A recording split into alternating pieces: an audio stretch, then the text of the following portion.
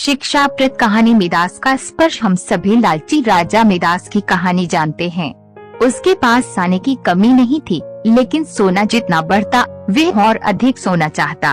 उसने सोने को खजाने में जमा कर लिया था और हर रोज उसे गिना करता था।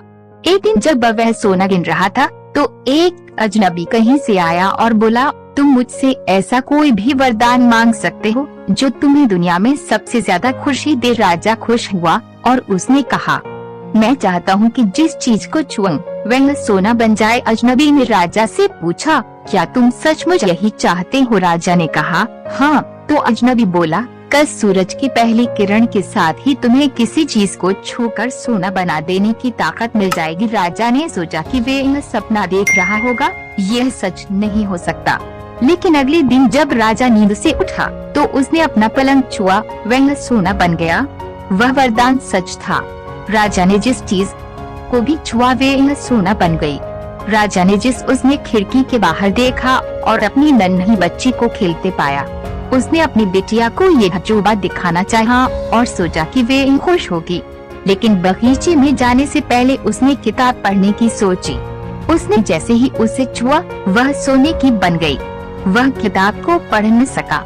फिर वे नाश्ता करने बैठा। जैसे ही उसने फलों और पानी के गिलास को छुआ वे भी सोने के बन गए। उसकी भूख बढ़ने लगी और वे खुद से बोला, मैं सोने को खा और पी नहीं सकता। ठीक उसी समय उसकी बेटी दौड़ती हुई वहाँ आई और उसने उसे बाहों में भर लिया।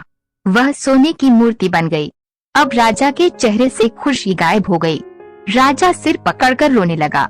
वह वरदान देने वाली अजनबी फिर आया और उसने राजा से पूछा कि क्या वे हर चीज को सोना बना देने की अपनी ताकत से खुश है। राजा ने बताया वह दुनिया का सबसे दुखी इंसान है। राजा ने उसे सारी बात बताई।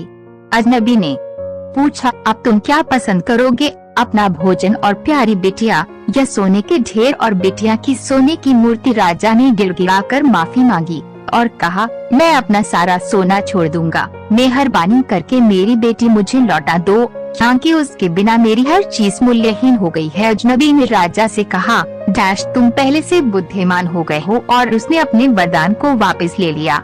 राजा को अपनी बेटी फिर से मिल गई और उसे एक ऐसी सीख मिली जिसे वह जिंदगी भर नहीं भुला सका। इस कहानी से क्या शिक्षा मिलती है? घटिया या विकृत जीवन मूल्यों से दुख ही मिलता है और कई बार इच्छा का पूरा होना न पूरा होने से बड़ा दुख बन जाता